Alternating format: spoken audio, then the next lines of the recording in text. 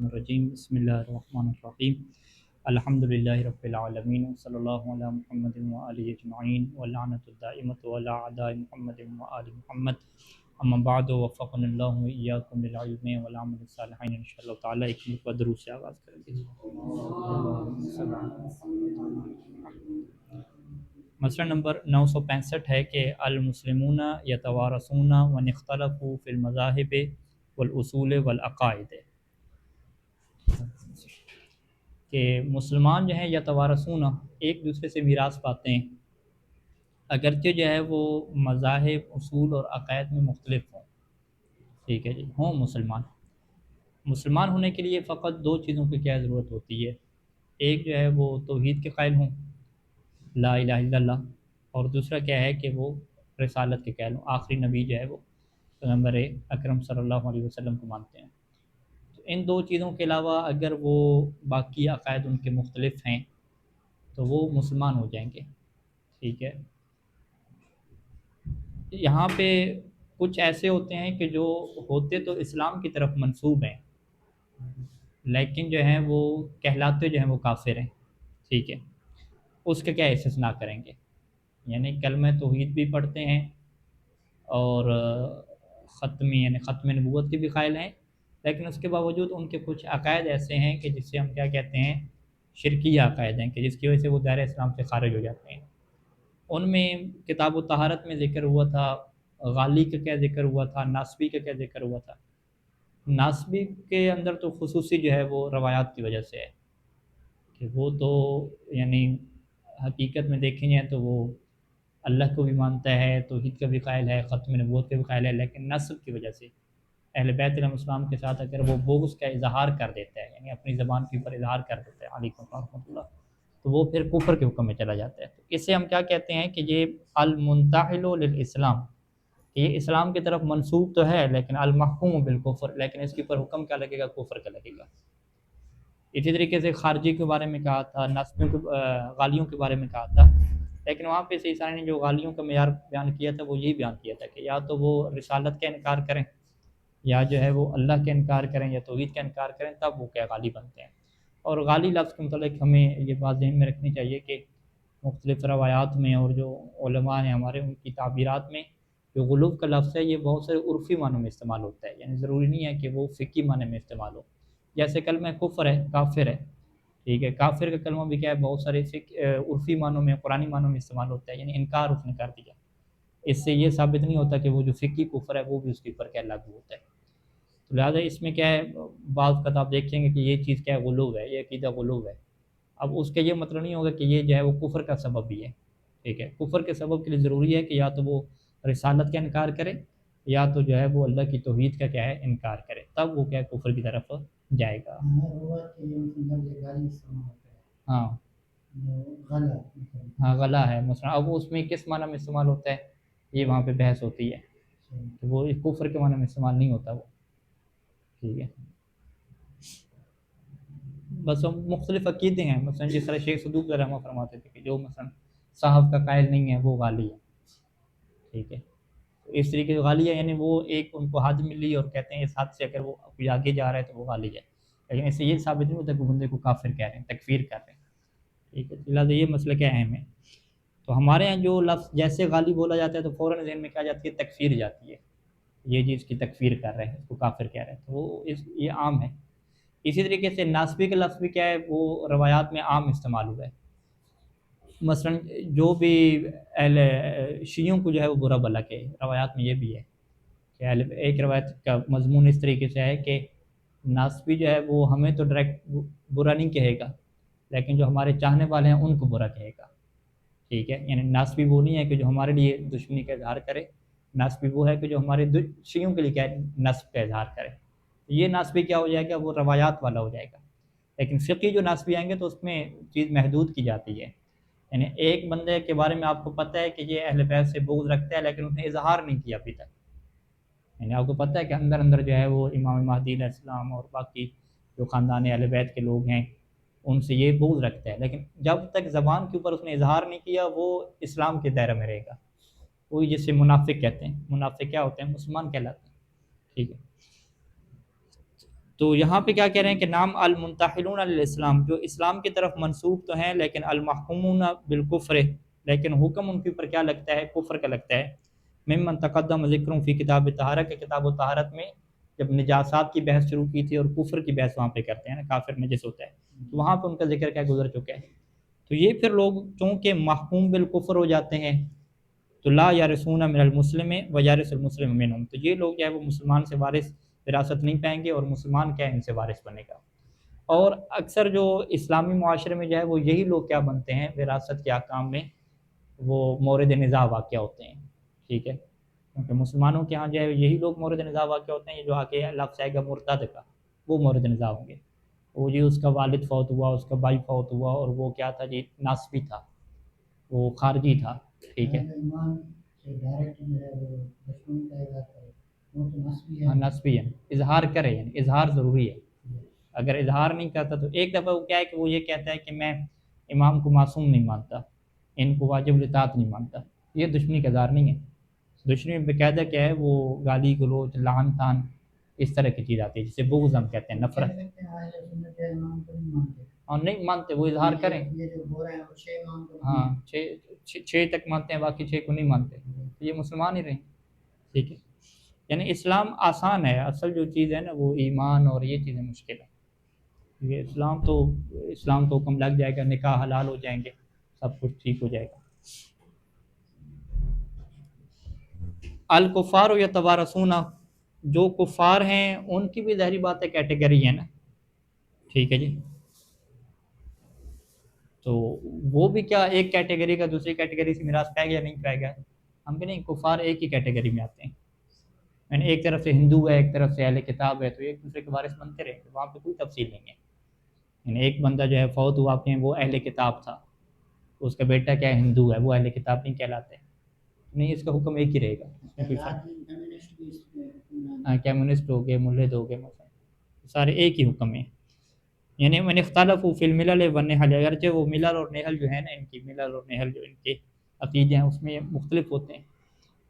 فیارث النصرانی من الیہودی و بالعکس، نصرانی جو ہے وہ عیسائی جو ہے وہ یہودی سے میراث لے گا، اور جو یہودی ہے وہ نصرانی سے میراث لے گا، اگرچہ یہ ایک دوسرے کے نزدیک ایک دوسرے کو کافر کہتے ہیں، کیونکہ یہودی نصرانی کو کافر کہے گا، یہ اس کو کافر کہیں گے، لیکن ہماری نظر سے یہ سب کافر ہو جائیں گے۔ بل یارث الحربی من الذمی و بالعکس، بلکہ جو حربی ہے وہ بھی کافر ذمی سے میراث لے لے گا، اور اس کا کیا ہے؟ عکس بھی کیا ہو جائے گا۔ لیکن یشترط فی ارث بعض من بعض، لیکن شرط وہی رہے گی کہ بعض سے وارث کب بنیں گے؟ ٹھیک ہے، من بعض یشترط فقدان الوارث المسلم، یشترط فقدان الوارث المسلم کما تقدم، یعنی ایک بھی مسلمان وارث نہیں ہونا چاہیے، اگر ایک بھی مسلمان وارث آ گیا تو پھر ساری میراث اسی کو مل جاتی ہے۔ اچھا، اگلی بحث جو ہے وہ مرتد کی ہے۔ المرتد وهو من خرج عن الاسلام واختار الكفر على قسمین، مرتد اسے کہتے ہیں کہ جو اسلام سے خارج ہو جائے اور کفر کو اختیار کر لے، تو یہ جو مرتد ہے اس کی دو قسمیں ہیں۔ یعنی اسلام سے خارج ہو جائے کیا مطلب؟ یعنی وہ مسلمان ہو، اور مسلمان ہونے کے بعد کیا بنے؟ کافر بنے، ٹھیک ہے جی۔ جبکہ جو شروع سے کافر چلتا آ رہا ہے اسے مرتد نہیں کہیں گے، وہ کافر اصلی ہو جائے گا، ٹھیک ہے۔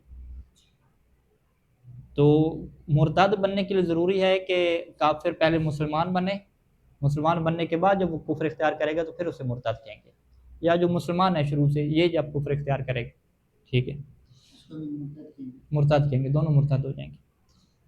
تو یہی دو قسمیں ہیں ہمارے پاس، ٹھیک ہے، یعنی جو شروع سے مسلمان چلتا آ رہا ہے اگر یہ ایک مرتد ہو جاتا ہے تو اسے مرتد فطری کہتے ہیں، ٹھیک ہے جی۔ اور جو شروع سے مسلمان نہیں چلتا آ رہا، وہ کافر تھا شروع سے، یعنی کافر اصلی تھا، پھر وہ مسلمان ہوا، پھر مسلمان ہونے کے بعد جب کافر ہوگا تو اسے کیا کہیں گے؟ مرتد ملی کہیں گے، ہاں اسے کیا کہتے ہیں؟ ارتد الی ملتی، کہ اپنی ملت کی طرف پلٹ گیا، ٹھیک ہے۔ اور جو اسلام سے پلٹا ہے اسے کیا کہیں گے؟ وہ فطرت سے اپنی پلٹ گیا، کیونکہ وہ فطرت اسلام پہ تھا، پیدا ہی فطرت اسلام پہ ہوا تھا، ٹھیک ہے۔ اچھا جی، والفطری، فطری کسے کہتے ہیں؟ کہ من ولد علی اسلام احد ابویہ، کہ جس کی ولادت ہو علی اسلام احد ابویہ، اپنے والدین میں سے کسی ایک کے اسلام کے اوپر، او کلیہا، کلیہما ہونا چاہیے، کلیہما ہے وہ بس. اچھا یہ تو قرآن اس کا ٹھیک ہو گیا.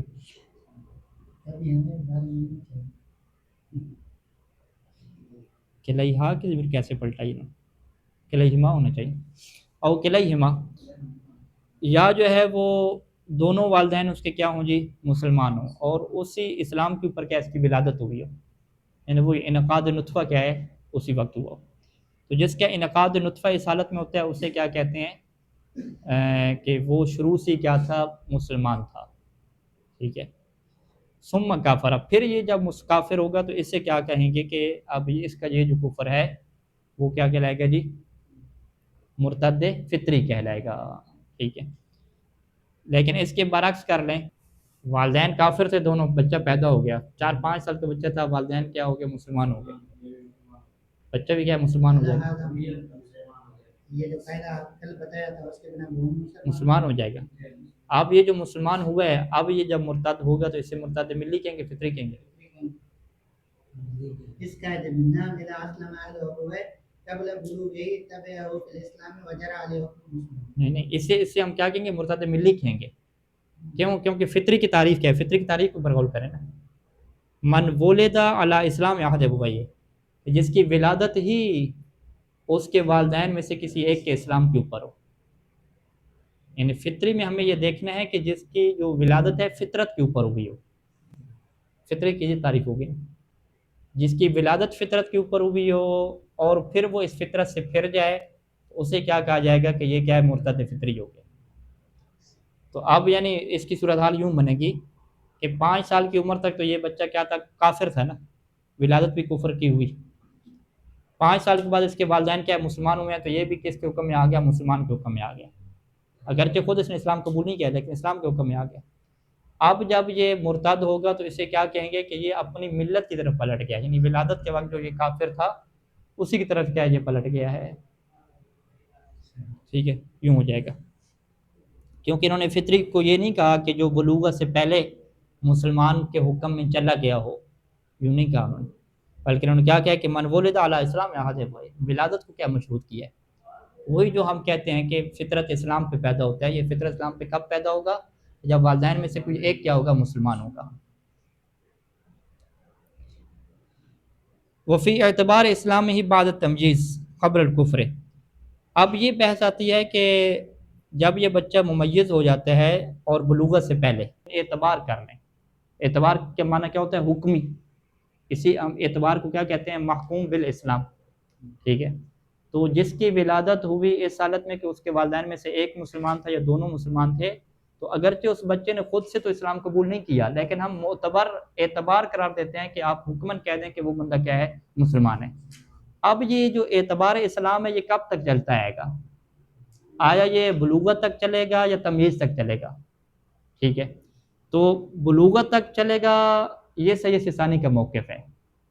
اور کچھ کہتے ہیں کہ نہیں، یہ جو اعتبار آپ اسلام کا کر رہے ہیں نا، یعنی اسلام میں اعتباری بنا رہے ہیں، اسلام میں حکمی بنا رہے ہیں، یہ فقط کہاں تک چلے گا، تمیز تک چلے گا.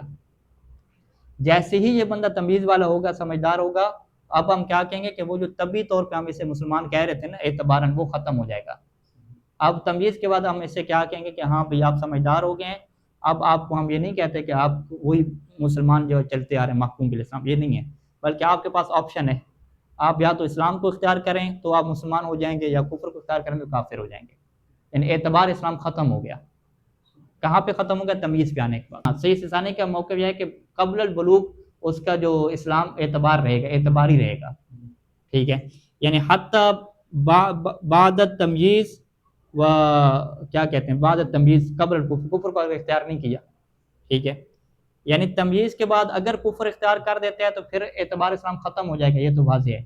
لیکن اگر کفر اختیار نہیں کرتا، اگر کفر اختیار نہیں کرتا تو بلوغت کے اوپر تو کیا ہو جاتا ہے، اعتبار اسلام ختم ہو جاتا ہے. ٹھیک ہے. لیکن تمیز کے اوپر ختم ہوتا ہے یا نہیں ہوتا، یہ بحث ہے. تو صحیح سانے کہ یہ موقف ہے کہ تمیز کے اوپر ختم نہیں ہوتا، یعنی تمیز کے اوپر بھی اسلام کا اعتبار باقی رہتا ہے. ٹھیک ہے.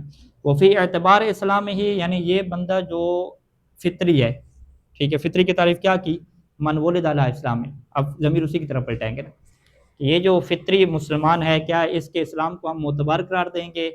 یعنی اسی کے اسلام کو ہم اعتبار کریں گے، یعنی تعبداً مانیں گے، محکوم بالاسلام رکھیں گے. بعد تمیز قبل الکفر، تمیز کے بعد ابھی کفر اختیار نہیں کیا، چپ ہے ابھی، ٹھیک ہے، تو کیا اس کا قانون بھی وہی ہے جو قبل تمیز تھا؟ تو صحیح ثانی کے کیا موقف ہے کہ اس میں دو وجہ ہیں. دو وجہ کیا ہو جائیں گی کہ کچھ کہیں گے کہ نہیں، تمیز کے بعد وہی احکام ہے جو بلوغت کے بعد کیا احکام ہے، کہ اب اسلام کا اعتبار ختم ہو جاتا ہے، اب خود اس کو اختیار دیا جاتا ہے کہ خود کیا اختیار کرو، ٹھیک ہے. تو صحیح ثانی کیا کہتے ہیں کہ وہ صحیح اعتبار ہو، صحیح کیا ہے کہ اس کا اسلام کا اعتبار باقی رہے گا. جو شروع سے آپ نے چلایا تھا نا کہ اسلام کو معتبر مانا تھا اور اعتبار کیا تھا، ٹھیک ہے، اسے کیا وہ کہتے ہیں نا، اعتباری، حکم اعتباری کہتے ہیں نا، حقیقی نہیں کہتے، اعتبارن ہے، اعتبارن ہے، حکمن ہے وجہان، یعنی یوں بنے گا وفی اعتبار اسلامی بعد تمیز قبل کفر وجہان. کیا اس کے اسلام کے اعتبار ہوگا تمیز کے بعد یا نہیں ہوگا؟ اس اعتبار کے متعلق کیا دو وجہیں ہیں، اور صحیح کیا ہے اعتبار ہو کہ اس کا اسلام کیا ہے، اعتبار شمار ہوگا، یعنی حکمن کیا رہے گا، محکوم بالاسلام ہی رہے گا. اچھا، وہ حکم الفطری ہے، فطری کے کیا حکم ہے کہ انہو یقتل فی الحال، کہ جیسے وہ مرتد فطری ہوگا اسے اسی حال میں کیا ہے، قتل کر دیا جائے گا. وتبین منہ زوجتہ، اور اس کی بیوی اس سے جدا ہو جائے گی.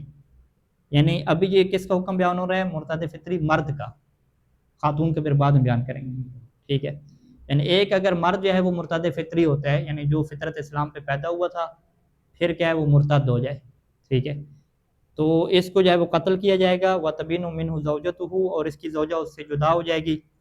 بمجرد ارتداد ہی، بمجرد ارتداد ہی کیا مطلب؟ جیسے ہی یہ مرتد ہو جائے گا زوجہ جدا ہو جائے گی. یعنی اس سے ہم کیا کہتے ہیں؟ نکاح باطل ہو جانا. تو کہتے نہیں ہے نکاح باطل ہو گیا، فسخ ہو گیا جی، نکاح باطل ہو جائے گا. یعنی وَيَنْفَسِخُ نِكَاحُهُ بغیر طلاق، اور بغیر طلاق کی اس کا نکاح کیا ہو جائے گا؟ ختم ہو جائے گا. وَتَعْتَدُّ عِدَّةَ الْوَفَاةِ عَلَى مَا تَقَدَّمَ، اور یہ خاتون کیا عدت وفات کو کیا پورا کرے گی؟ عَلَى مَا تَقَدَّمَ، جو جیسا کہ وہ پہلے گزرا ہے عدت کی بحث میں. ہاں نہیں، مارا نہ بھی جائے بمجرد ارتداد، ہاں بھاگ جائے پھر بھی، ٹھیک ہے. یعنی عدت وفات یہ خاتون گزارے گی اگرچہ اس کا شوہر زندہ ہی کیوں نہ ہو، ٹھیک ہے. زندہ واجب القتل ہو کے گھوم رہے ہیں نا، ہے واجب القتل، ہاں نہیں وہ کہا ہے بمجرد ارتداد کیا ہے. وَتَبِينُ مِنْهُ زَوْجَتُهُ مجرد ارتداد وَيَنْفَسِخُ نِكَاحُهُ بغیر طلاق وَتَعْتَدُّ عِدَّةَ الْوَفَاةِ، یہ سارا مطلق چل رہے ہیں. اچھا، ثم تتزوج، اب یہ شادی کب کرے گی؟ عدت وفات گزارنے کے بعد. ثم تتزوج نشاد، پھر اگر چاہے تو یہ کیا شادی کر لے. یہ دو حکم ہو گئے، تین حکم مرتد فطری کے ہوتے ہیں نا. پہلا قتل ہوتا ہے، دوسرا اس کا نکاح کا باطل ہو جانا، اور تیسرا کیا ہوتا ہے کہ اس کے جو اموال ہیں وہ تقسیم ہو جاتے ہیں میراث کے طور پہ. وَتُقَسَّمُ أَمْوَالُهُ، اور اس کے وہ اموال تقسیم ہو جاتے ہیں الَّتِي كَانَتْ لَهُ حِينَ ارتدادِهِ، کہ ارتداد کے وقت جو اس کی ملکیت میں تھے. ارتداد کے بعد جو ملکیت میں آ رہے ہیں وہ اس کے اپنے ہوں گے، نہیں کمائی کر رہے. ارتداد کے تک اس کے جتنے مال تھے وہ سارے کے سارے تقسیم ہو جائیں گے بعد بین ورثتہ، اس کے وارثوں کے درمیان، بعد ادا دیونہ، اس کے قرض ادا کر کے. کل میت، جیسے کہ میت کیا کام ہوتے ہیں. اور ولا ينتظر موتہ، اس کی موت کا انتظار نہیں کیا جائے گا. ہاں یعنی وہ ہے، اس کے لیے فرار ہونا بھی جائز ہوتا ہے، یہ فرار ہو جائے اپنے آپ کو بچا لے، ٹھیک ہے. ولا تفید توبتہ ورجوع الى الاسلام فی سقوط الاحکام المذکورۃ مطلقا. اب یہاں پہ فقہا کے درمیان ایک بحث رہتی ہے کہ اگر یہ بندہ توبہ کرتا ہے اور اسلام کی طرف واپس آتا ہے تو یہ تو فقہا کہتے ہیں کہ توبہ اس کی قبول ہوگی.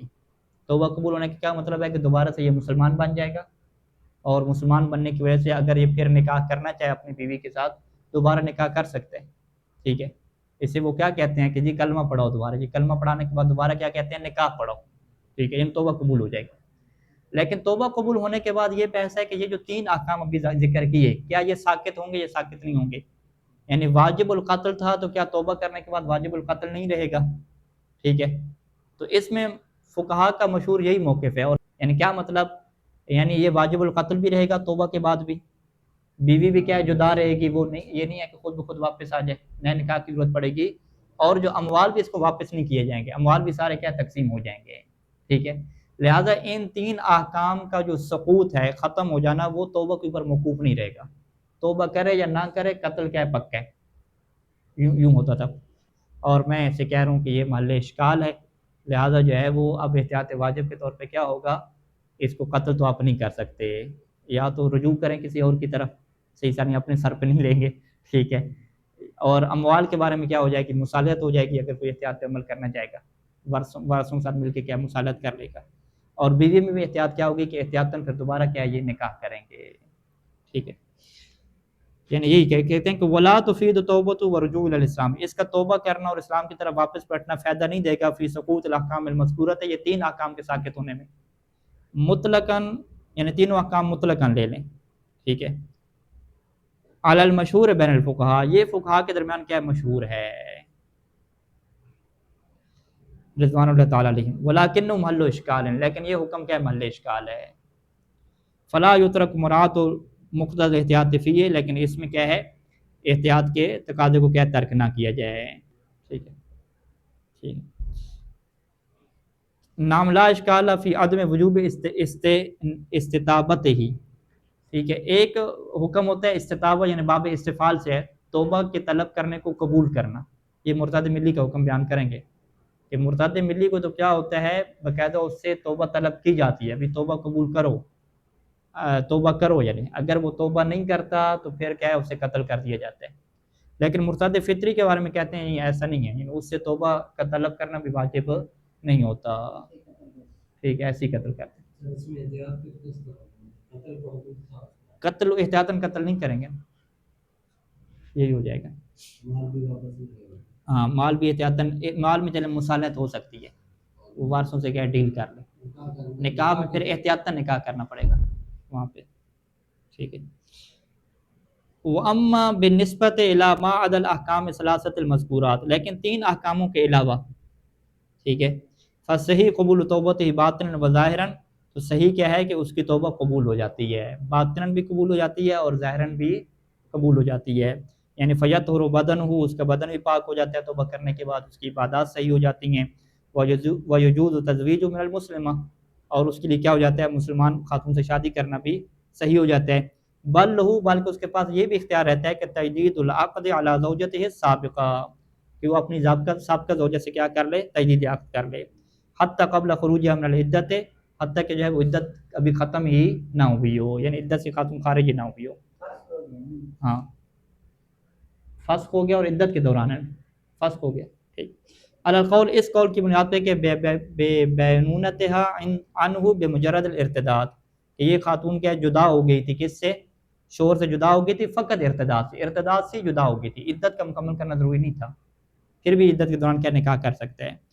کما انہ یملک الاموال الجدیدہ باسباب الاختیاریہ، جیسے کہ یہ جدید جو اموال کمائے گا اس کا بھی یہ مالک ہو جائے گا اپنے اختیاری اسباب سے، جیسے تجارت کرتا ہے، حجازت کرتا ہے، یا جو قہری اسباب ہوتے ہیں جیسے میراث مل جاتی ہے، ولو قبل توبت ہی، اگرچہ یہ توبہ نہ بھی کرے تو یہ جو نئی کمائی ہے یہ تو ویسے بھی کیا اس کی ملکیت میں داخل ہو جاتی ہے۔ صلی اللہ علیہ محمد و آلہ اجمعین۔